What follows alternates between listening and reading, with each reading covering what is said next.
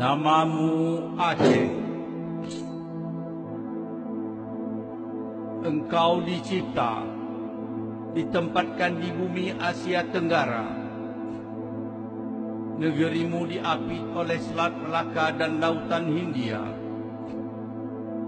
Kedudukanmu di pintu gerbang ke Timur Jauh, Pasifik Asia. Pelaut Hindi menyebutmu Aceh, kagum atas keindahanmu. Gerdung, Hulu, Lauser, Selawah, saksi atas kegagahanmu.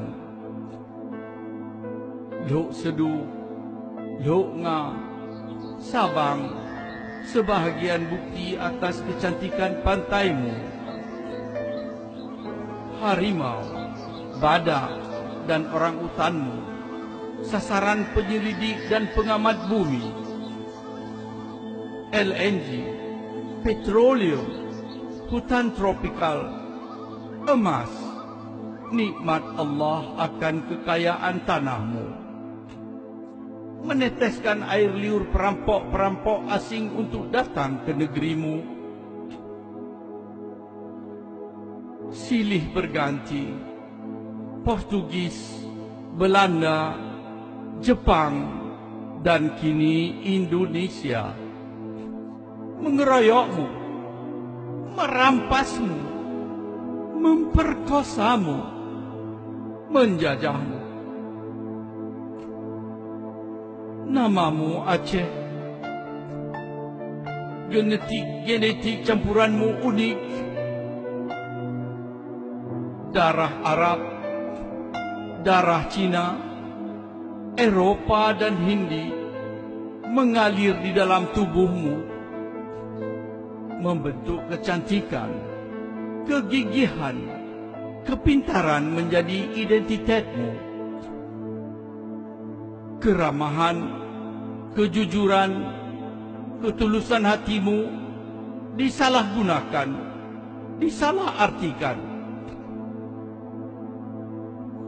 Engkau berikan apa yang ada padamu. Engkau tunjukkan kesetiakawanmu sesama bangsa Melayu.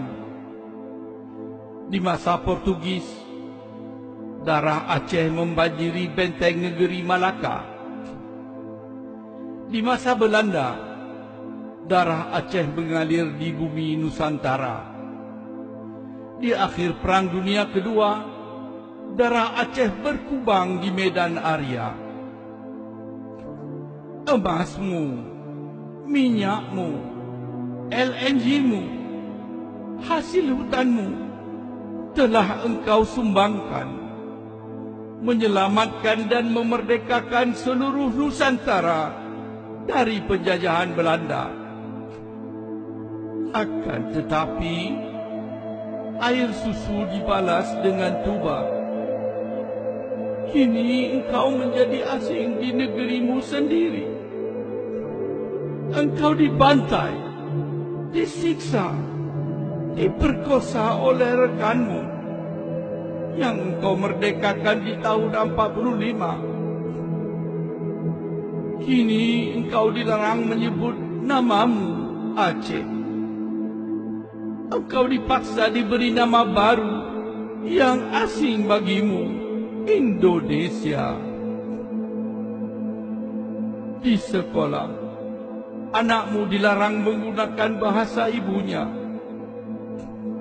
Di dunia internasional, engkau dilarang menyatakan hakmu untuk menjadi tuan di rumahmu sendiri, di negerimu sendiri.